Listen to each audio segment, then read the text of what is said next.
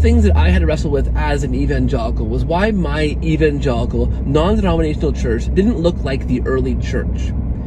And what happened? What changed? Why? Because the early church had things like the Eucharist, that early church fathers wrote things like was the very same body and blood that hung on the cross that suffered for us, that Christians partook of in the Eucharist, in communion. It had things like infant baptism, which is why in the New Testament you see whole families being baptized when one person professes the faith. The whole family, the whole household is baptized.